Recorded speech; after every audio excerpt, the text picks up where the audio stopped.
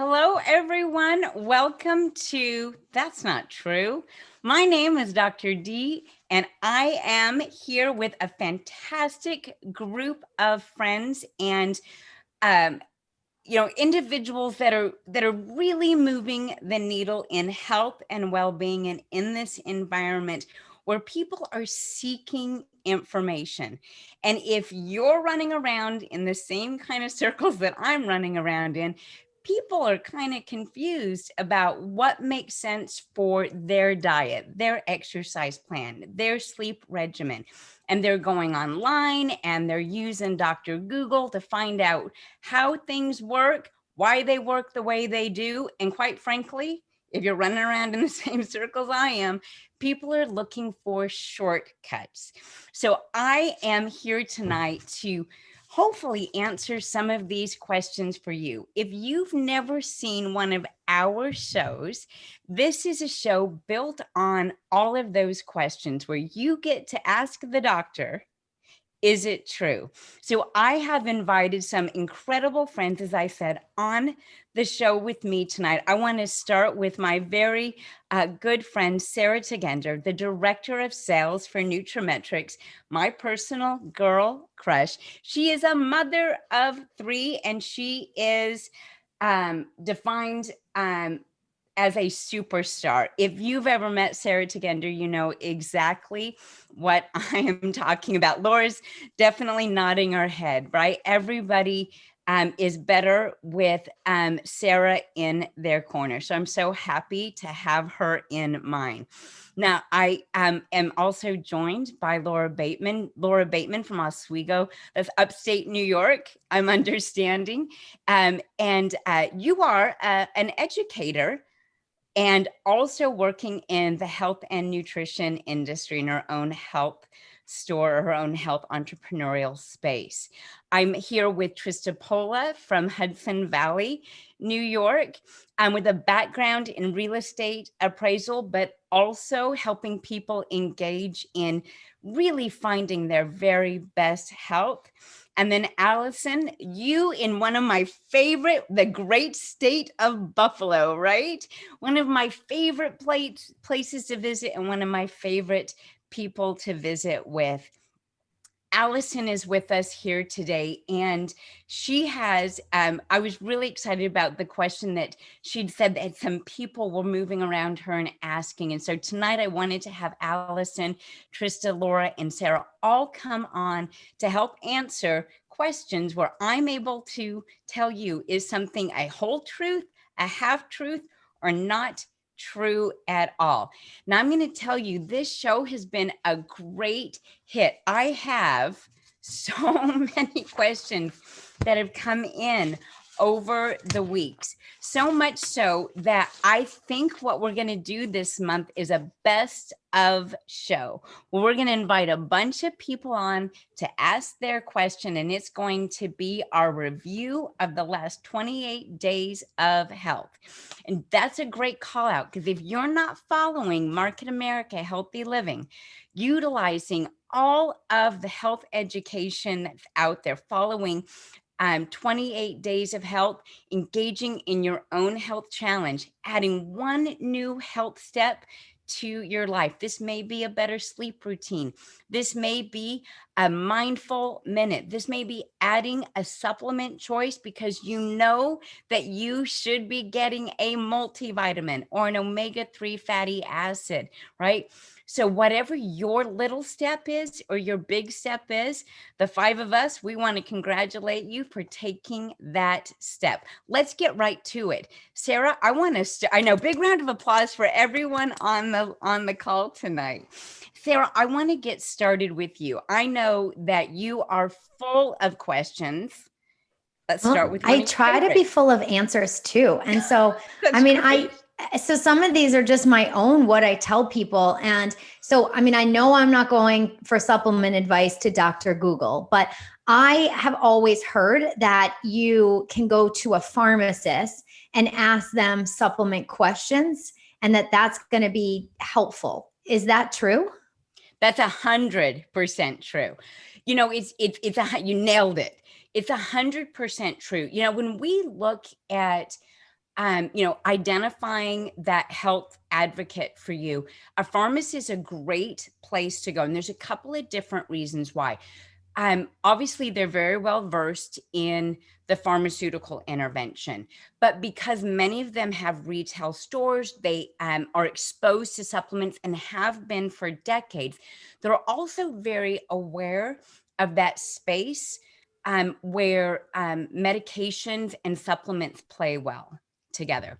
They understand that micronutrients can be depleted by many medications, and as such can make recommendations in regards to if this, then that. And that's a really empowering place for a patient that wants to take a step towards better health, a customer that wants to take a step towards better health, to know that they have someone that's a health advocate that's also educated. Now, I want to kind of turn back a little bit and say, does that mean that your healthcare provider is not going to be a health advocate for you? Not necessarily. Just many of the conventionally trained practitioners are not trained in the use of nutraceuticals, even something as widespread as an omega-3 fatty acid. Calcium or vitamin D, B vitamins, these are so commonplace. A multivitamin would be another great example, Sarah. These are very commonplace. And one of the things that you'll see from health providers is they'll be in a number of different camps and they'll say, well, if you're not in a certain age group, then calcium isn't going to be of benefit to you, right? Or I wait until a woman is of a certain age before I recommend that she get started with calcium. Or, well, until you reach a certain age, I'm not sure that fiber is really going to help you. And that's where you want to just keep engaging with your practitioner to ask more questions, right? If we can appreciate, and Sarah, you're great at telling this story, that if we can appreciate that foods rich in color, paying attention to the quality of your diet, right, is one of the ways that we can lower risk for chronic illness.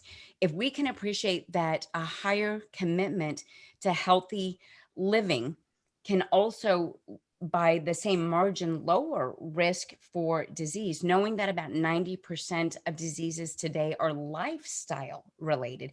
How well did you sleep? How well did you move? How well did you eat? Right?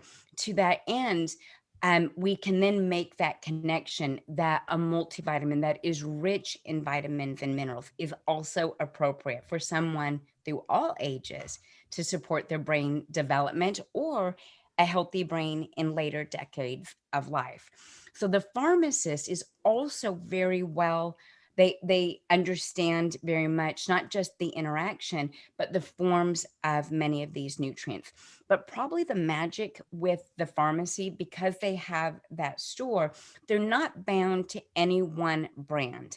So you're going to get an authentic answer from them, much like you will with nutritionally trained physicians, where really what we're interested in is that vitamin D plays a significant role in the health of your body, whether we're talking about supporting a healthy immune system, vascular system, bone mineral density.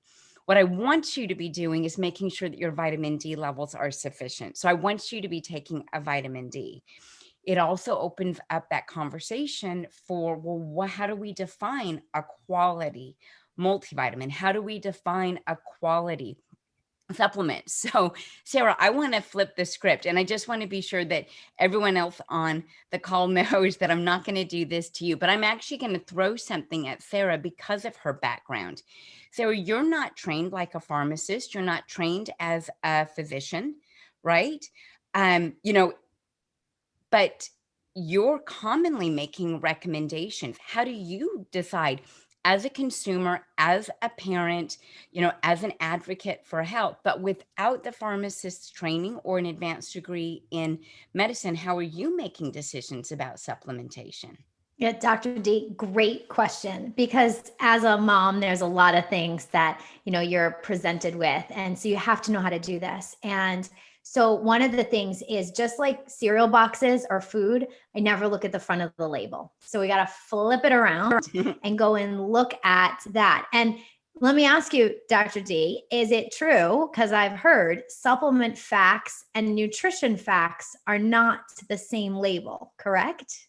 That is also true. They are not the same. And in fact, I'm not to break in here too much, but supplement facts and food fact labels are they're quite different, but also what you're allowed to put in food is very different than what you're allowed to put in supplements. It's not uncommon, Sarah, to see artificial colors, flavors, and the like in foods. And you don't see that in high quality supplements, because the rules on that sort of thing are very strict.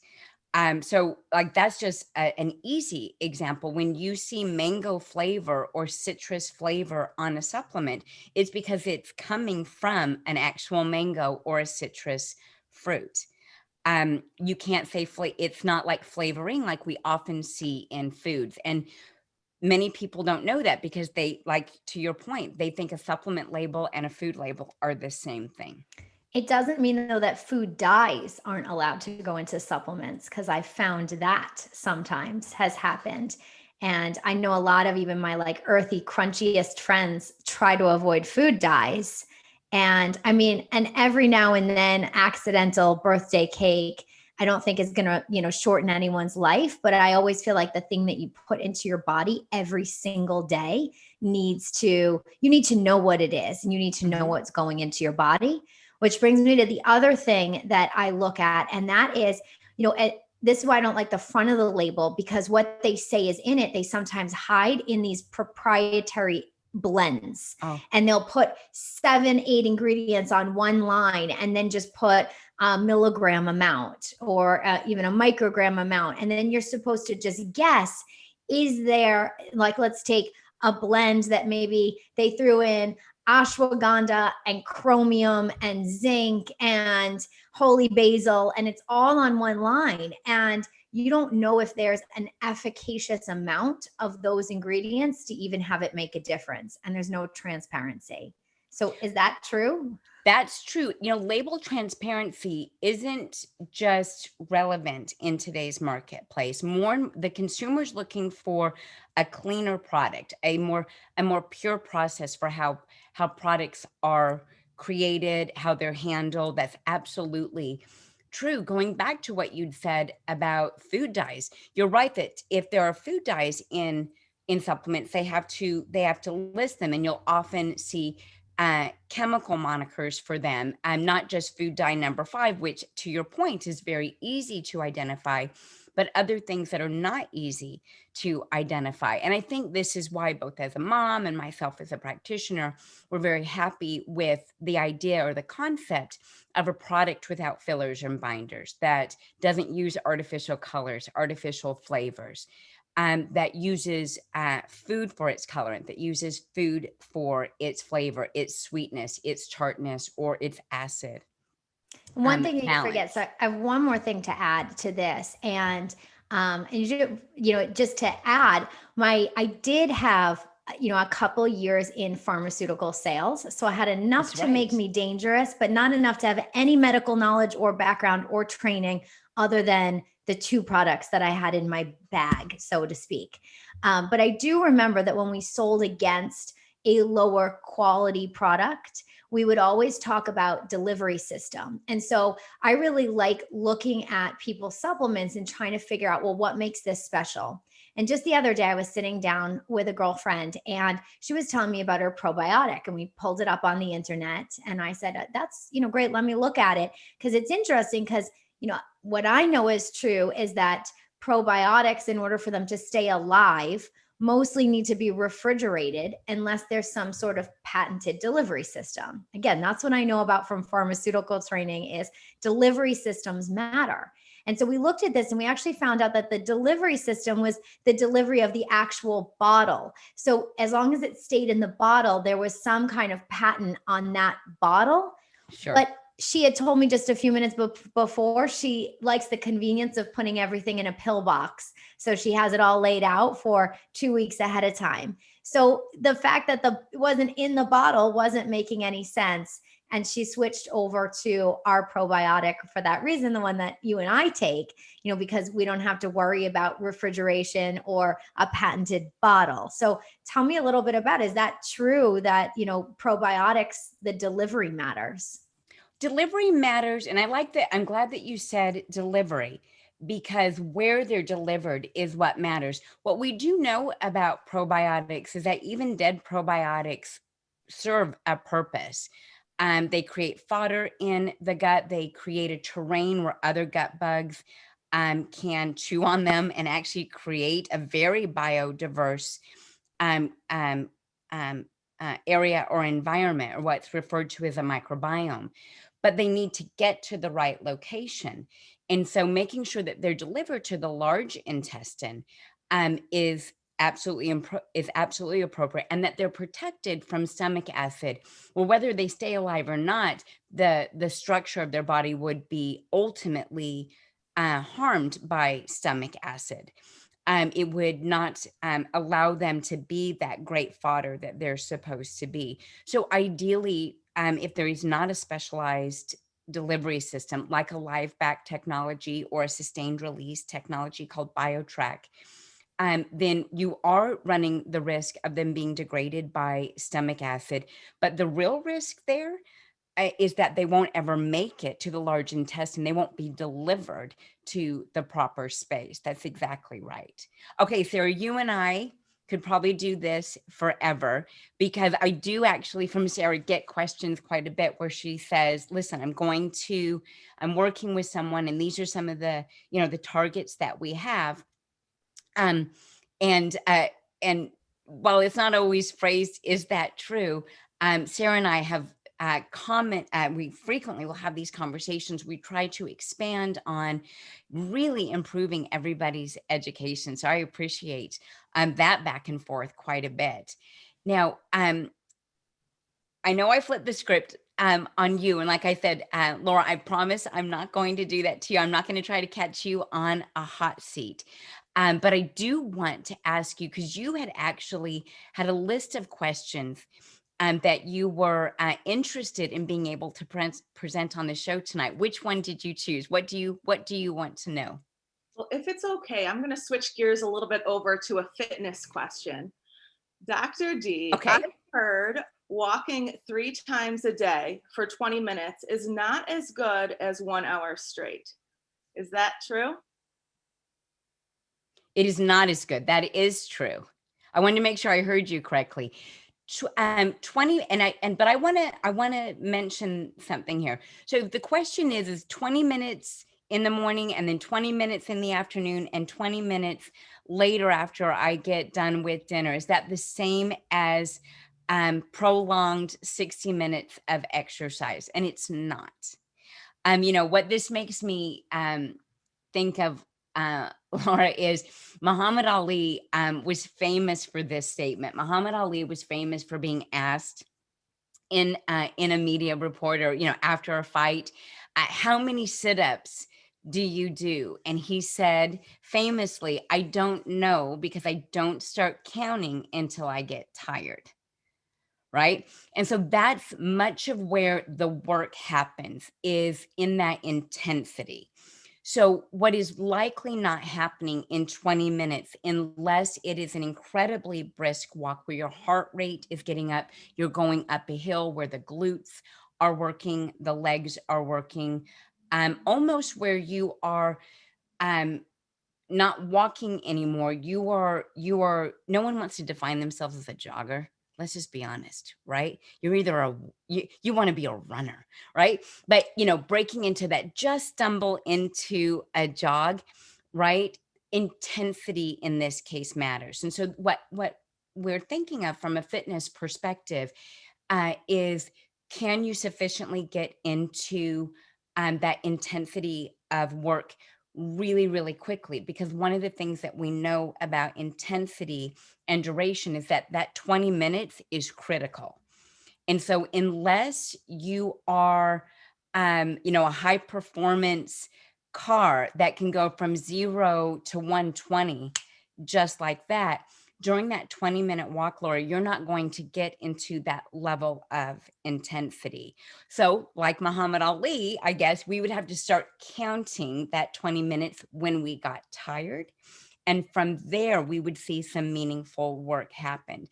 The other thing that's worth noting is that this isn't just about time. It's not about the 60 minutes. Again, it's about that intensity, because there's not good evidence either that simply going for a walk for 60 minutes without some level of intensity and fluctuation um, in that intensity, that prolonged work is going to do any more for you.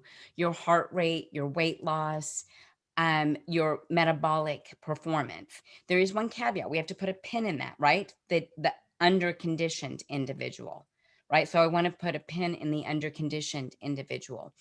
What we know is that intensity of work for a short duration that it lasts at least 20 minutes for that intensity is what is needed, is what is sufficient. So what I don't want anyone to hear when it comes to physical exercise, physical fitness, metabolic fitness, is that you have to be in the gym for a couple hours a day, or that you have to have this incredible level of intensity for that hour. Your entire workout, Laura, may be that hour. We cannot break it up into 20 just non-intense minutes to get the benefit. Now let's pull that pin out. When we think of, I want to say this before I pull the pin out. In particular, when there's so many more efficient ways to put load on the body and create health in the body, right? Running is, and I believe I said this last week, is an inefficient way to burn that level of calories. But being able to do it under some level of resistance, whether that's a band around you where you're running against resistance, right? Where you're sprinting up a hill, where you're doing that considerable amount of work. Running is good for us. It's just, it needs to be against some level of pressure, some level of resistance, or with load. That is considered a much more efficient way to work out in a loaded way or underweight. And your body weight can be sufficient to do this. Now let's pull that pin back out. An individual that's not conditioned, right, should not be trying to do a freak load of intense work every day, right? The individual, and this is where I want to just mention, like, what is intensity? That's subjective, right? Your intensity, my intensity, this group, our intensity may be very different than someone that is just now exploring exercise or is just getting back into exercise after an injury or a long period of time away. That 20 minutes of a brisk walk may be sufficiently intense for them, right? The idea here is to see that progression. The idea here is to see a progression where we can either be more intense, we can do that walk more frequently, we can go longer on that walk.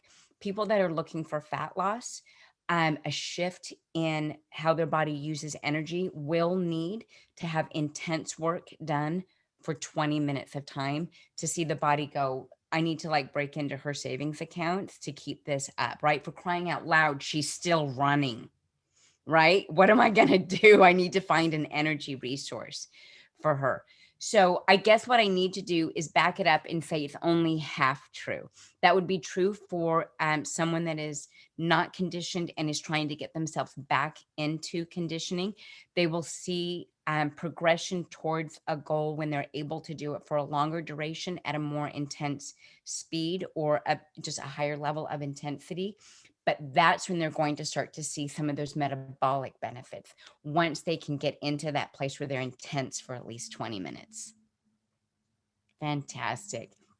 This is good because we get questions from the field, although you guys are going to have to like watch me go out of frame for a minute because I got so excited about showing you my notes that I dropped my questions.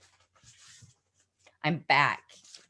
One of the things I wanted to do is answer a question maybe in the same vein. It's not about fitness, although omega-3 fatty acids are really important for fitness.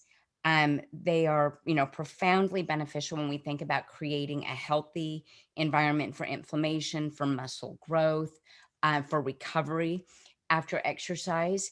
But it makes me think of something that I know someone or that Christine from Syracuse, New York sent in.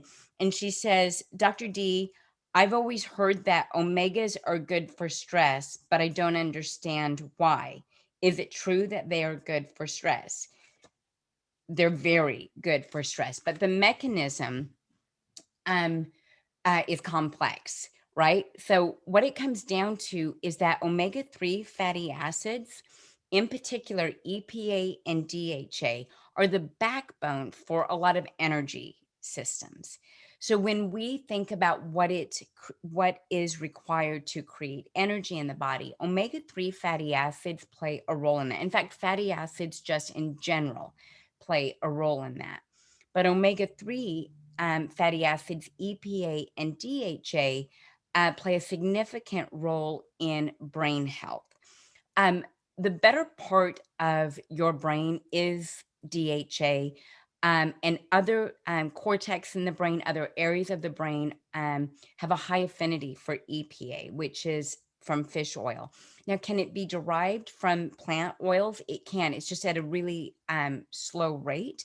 It requires enzymes that are sufficient in the body. It requires nutrients like zinc, magnesium, B6 to be sufficient in the body, Christine, to be able to turn omega 3s from like flaxseed oil, as an example, into EPA and DHA.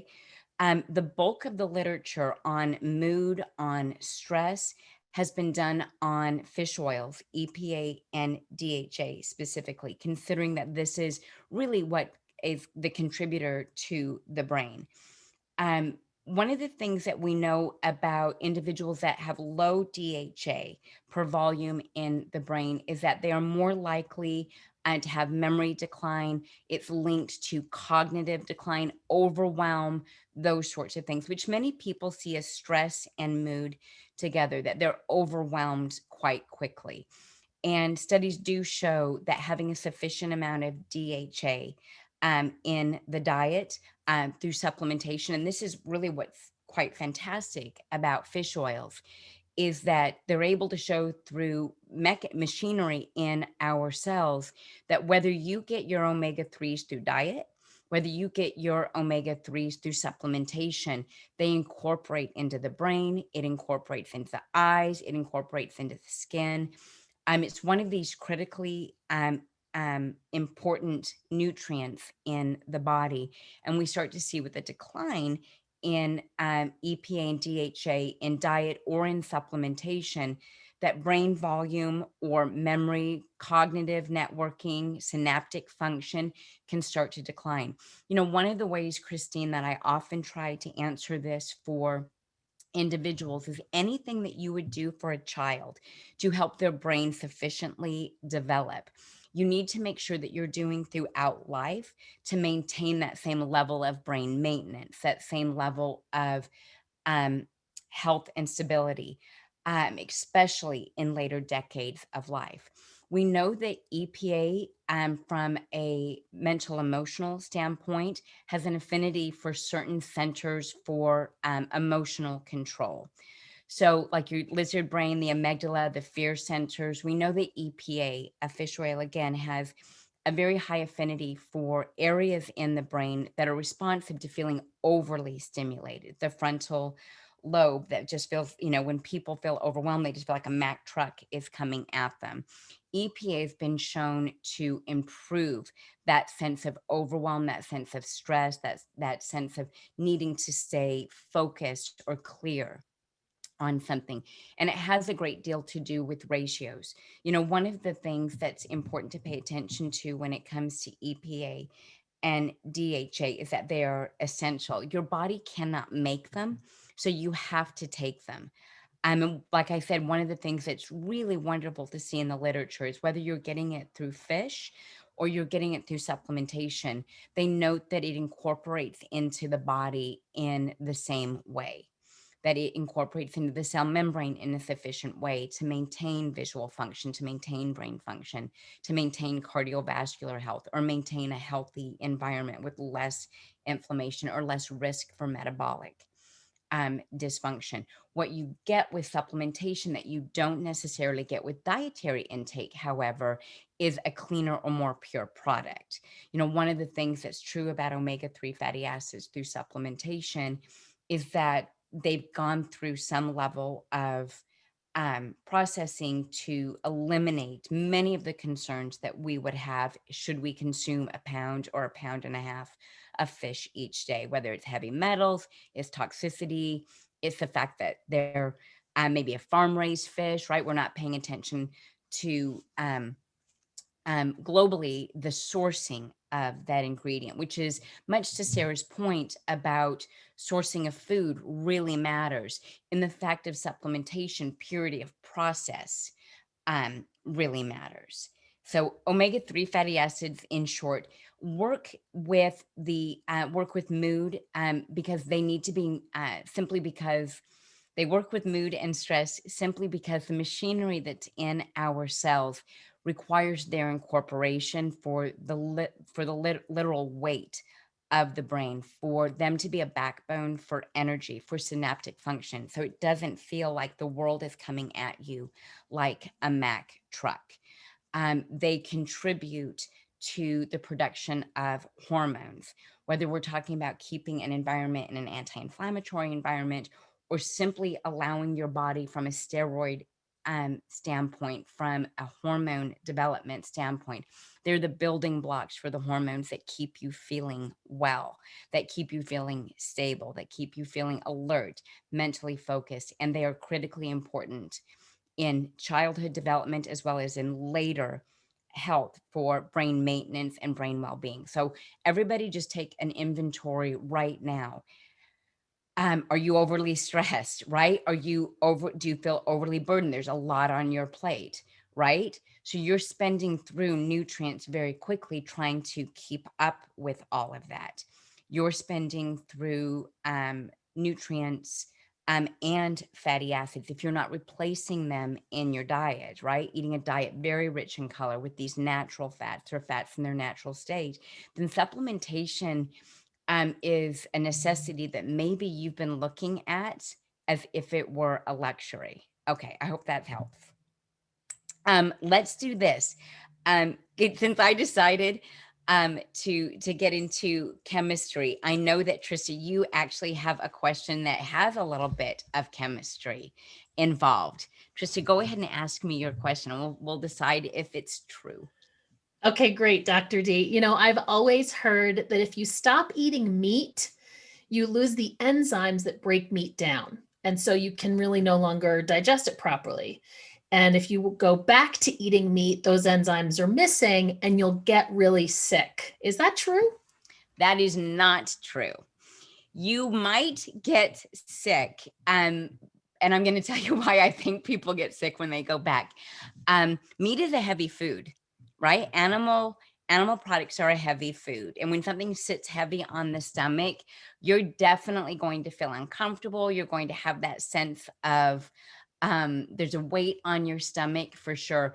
Picture anytime you overate, you ate too much, right? And you often blamed the food for that, when in fact it was likely the quantity of the food, or it was what that food was wrapped in, right? We've had this discussion throughout our 28 days of health, which is it's not the meat that was the problem. It's often the sauces that meat is cooked with or how meat is cooked, right? That's not to make an argument for meat over plants, right? It's all about balance.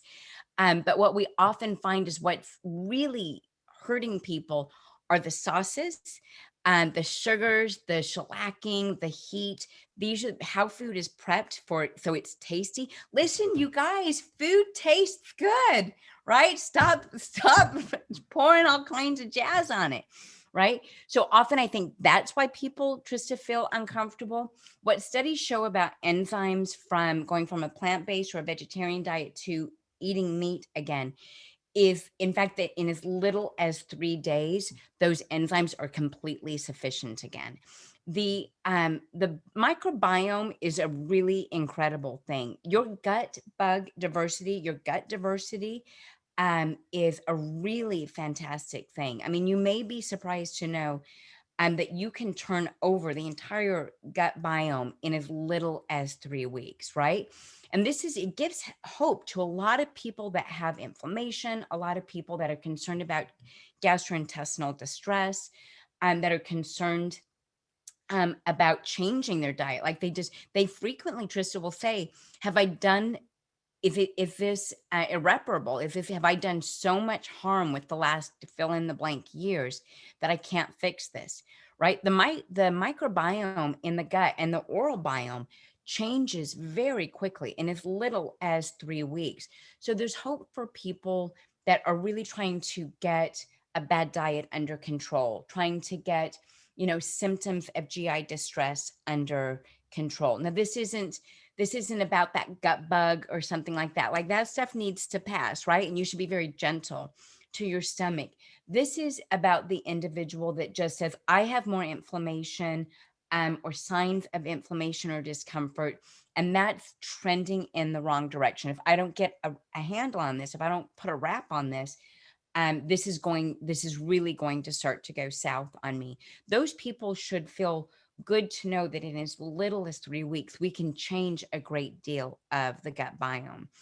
What many people underappreciate, and this is actually a question that came in on my best of list, but I'm going to do it now, is a lot of people underappreciate the role of natural gut enzymes and natural pancreatic enzymes, and bile salts that come from the gallbladder, and the relationship they have with gut bugs naturally in the intestine.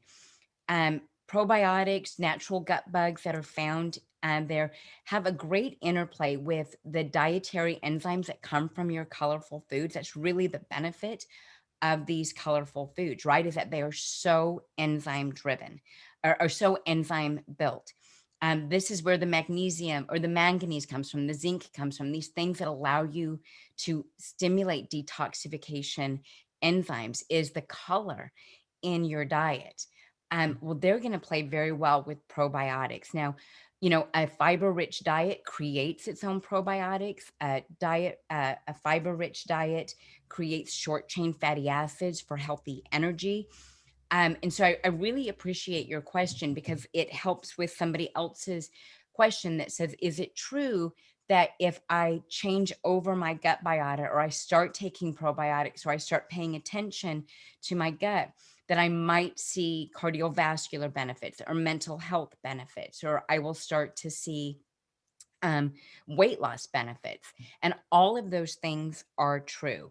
And so to Trista's question, you can be on this diet that just was no good for you, and make that change, make a decision to change your diet. And in a very short period of time, you can start to change the energy partitioning in the body, how you use energy, how you save energy, and then start using it for good, right? Brain power, the endurance, physical endurance, mental endurance. So we can literally flip the scales very quickly because of the foods that we eat, and just start to create health around those.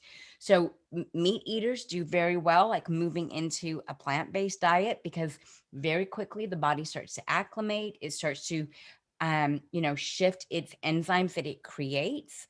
And the gut biota go in here and say, okay, I guess we're doing this kind of heavy lifting now. I guess we're going to do this now, right? And it happens in such a short period of time that I want people to feel hope that you haven't ruined everything. That while there are certain foods that are far more problematic than others, another big question that always comes up is dairy. So we're going to put that in the best of list. But just, it's a really good question, because I think people often will think that they'll be afraid to make a change, simply because they think that they're going to be very uncomfortable. And probably it's how they prepared their food that made them uncomfortable. It's probably the amount of food that they ate. And without question, it's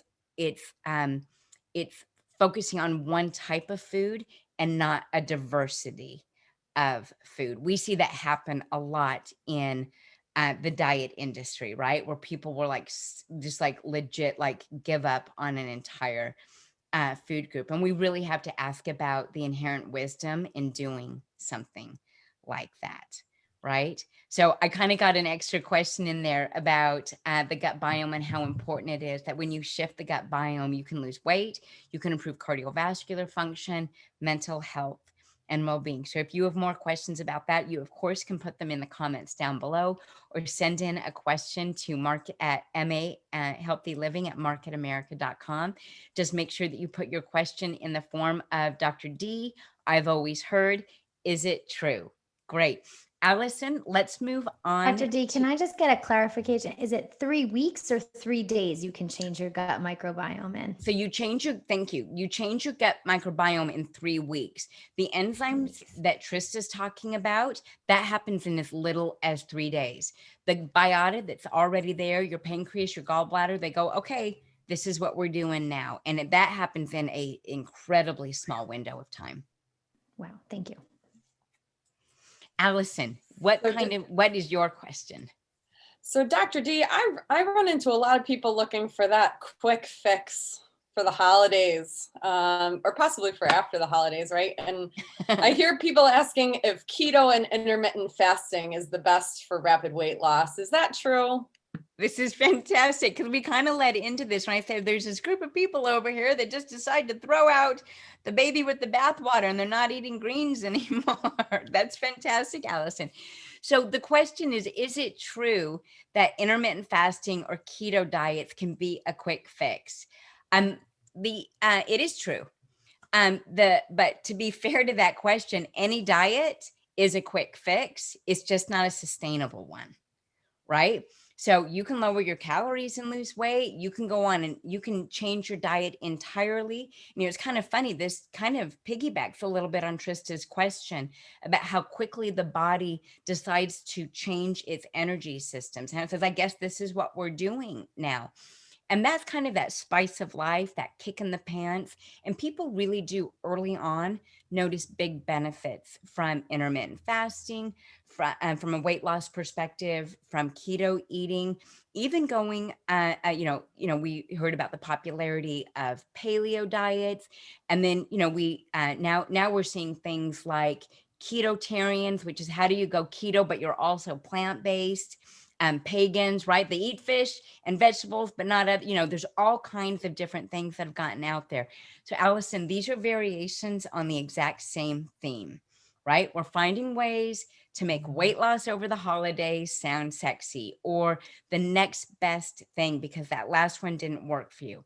Why didn't it work for you? Because many of these types of eating programs are not sustainable. Either the individual doesn't sustain them, or something else that they want in life isn't sustaining them. I kind of picked on running a little bit and said it's not an efficient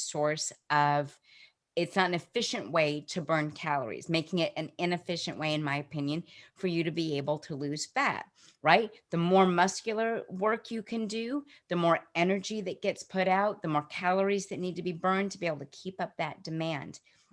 So what I think is happening with this change in diet, or the keto or the intermittent fasting, is people make these mistakes. One, they think they're going to eat like that forever. And while there are some long-term studies on intermittent fasting and on keto that show benefits, I want us to ask, what are they showing benefit for?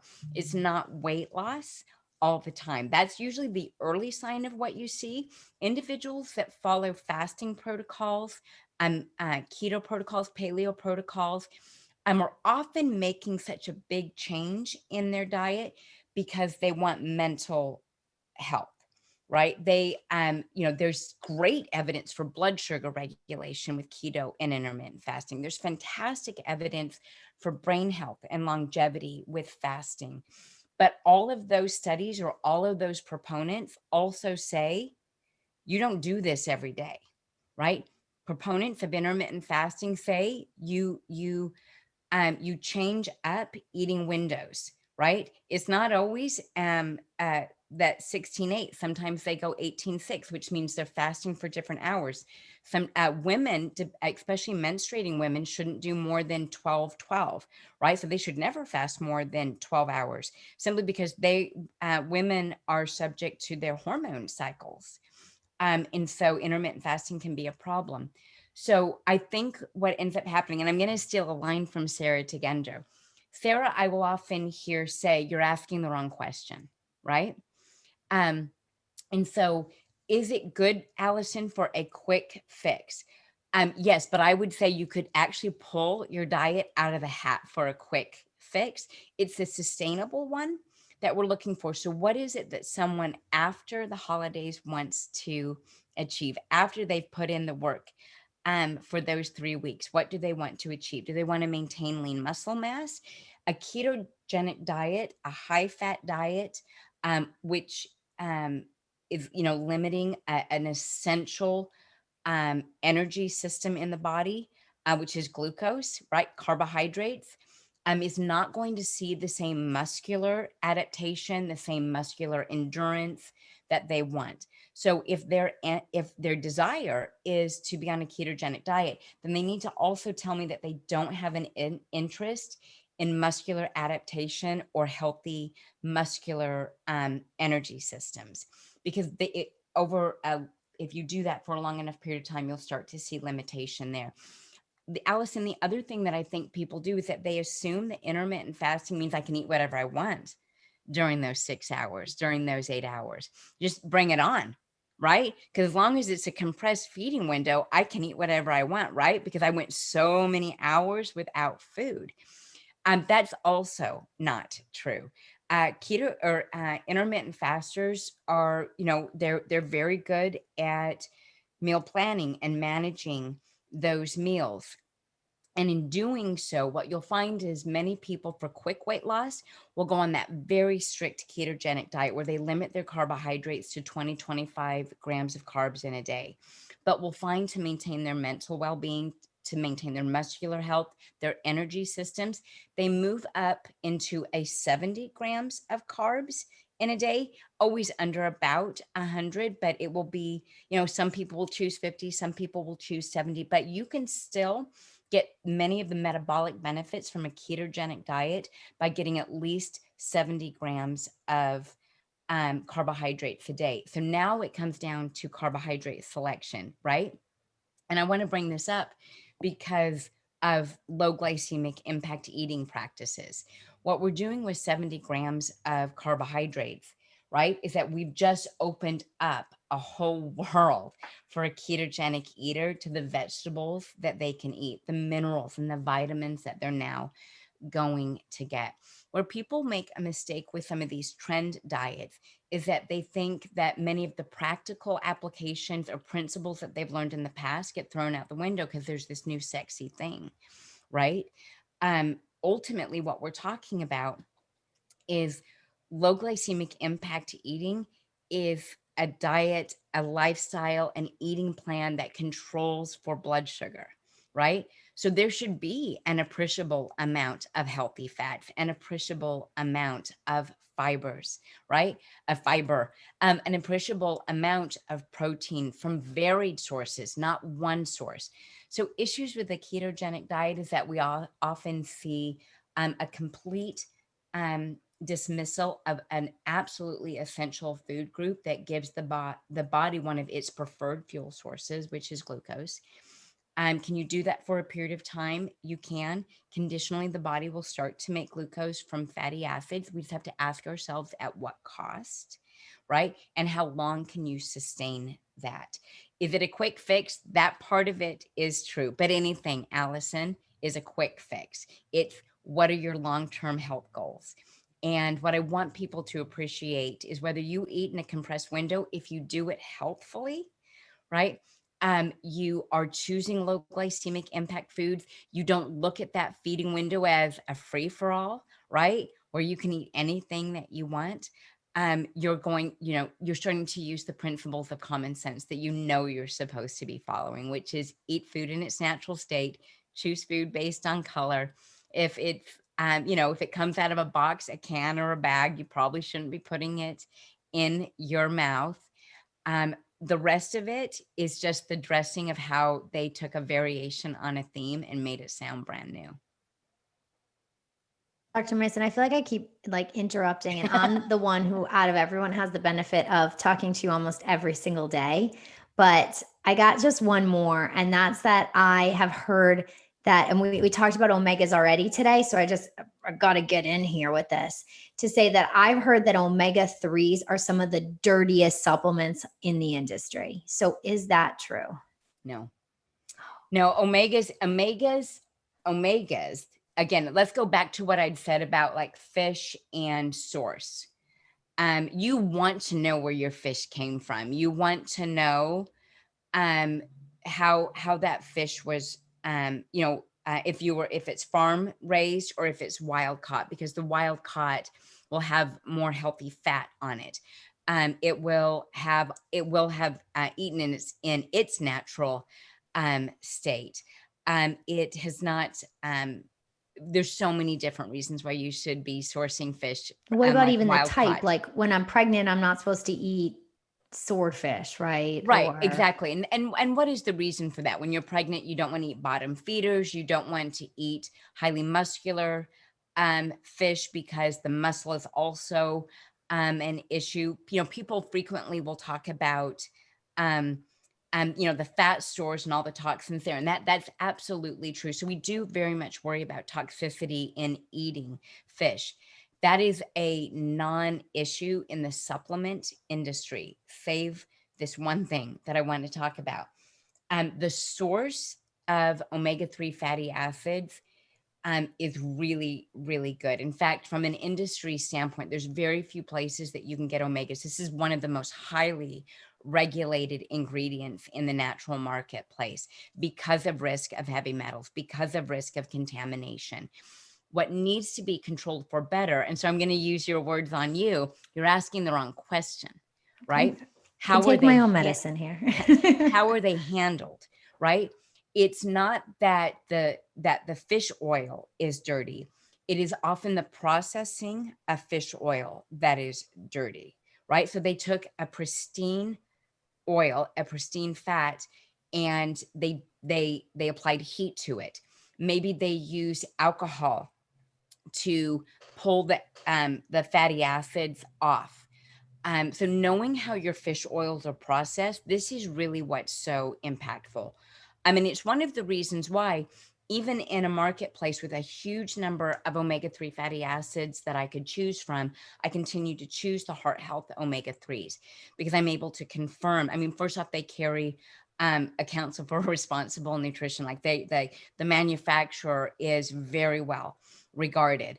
The fact that they use an alkaline process to pull those fatty acids to get the fat from the fish body, that those fish body oils were not degraded by heat, that it was an alkaline process, not an acidic process, and that some omegas are gel alkaline or gel acidic manufactured or processed, and that just damages the fatty acid. It doesn't allow them to stay buoyant. It doesn't prevent them from oxidizing. Heat definitely doesn't prevent them from oxidizing. And so you want to make sure that your fish oils are alkaline handled, that they are cold and temperature controlled. But I think the thing that really like set me apart with Heart Health Omegas is finding out, even once they've been pulled and properly pulled from the fish body oils, is that 100% of their handling happens under nitrogen. And by handling them under nitrogen, not only are you keeping them temperature controlled, you are completely eliminating any chance of oxidation. This is true for many of the isotonic line as well. They're in their packets, whether it's isotonic astaxanthin, women's health, anti-aging, daily essentials. They're all nitrogen packed to make sure that they don't oxidize, and that the powders stay flowing. That it's not about contaminants in this case. It's about control of how those ingredients stay active. Nitrogen is one of the best ways that you can do it. CO2 extraction is one of the best ways you can do it. Water extraction. So knowing that we have products that use, water extraction, CO2 extraction, for example, with the cannabiquin is a great example, that the omegas are handled completely underneath a nitrogen veil so that there's zero chance of their oxidation. Those are the types of things that are so important in this, for this question. It's not that the source of the oil was wrong. And this goes back to what you said about the front of the label versus the back of the label. In this case, we're just going a little bit deeper dive, and we're finding out from the manufacturer or the clearinghouse, the distributor of any said product. How is it handled? What more do I need to know? And that was one of the things that really sells me on what type of medicinary I would carry in practice, is just to that end, is to make sure that the handling was proper, because you can get the very best raw ingredients, but if you pull them at the wrong time of the year, that's a problem, right? The active ingredients are spring harvest, fall harvest. You need to know those things. And so it's nice to know that I feel like they're going to brag about that too in their marketing. Like when you go on to the website and read about it. Is it true that if you hold them up to the light and they're cloudy, that you shouldn't take an omega that looks cloudy? I would say that's probably a half truth. Sometimes there are different things that are put into omega-3 fatty acids to maintain their stability. And so I think where you need to look again is turn on the back of the label and find out if they're using synthetic vitamin E, or are they using, like we do, a natural vitamin E that would stop something like that from happening. The other parlor trick that people do is they'll put omegas in a freezer. And if you start to see some separation in there, that that a bulk of that pill is water, right? So there's all kinds of little parlor tricks, but it's worth going to the provider and asking some questions about the process for sure. Thank you. Well, now we have good questions to email in and ask other companies. That's all you have to do. You email mahealthyliving@marketamerica.com. Put your questions as Dr. D. I've always heard, is it true? We'll choose you. Whether we're answering them live in a show like this, we're answering them through the Facebook page. I want to thank all of my guests tonight. Thank you so much, Laura, Allison, Trista, Sarah, for being here with me tonight for, again, a fantastic That's Not True show. Until I get to see you guys next time, and I can't wait. These have been so much fun. Make sure that you're posting your lifestyle. Make sure that you're using the hashtag 28 days of health. Make sure that you are sharing new products that you're using, and make sure to go to the landing page on shop.com to learn more about how to accept the 28-day challenge. Until next time, go be healthy, go be brilliant.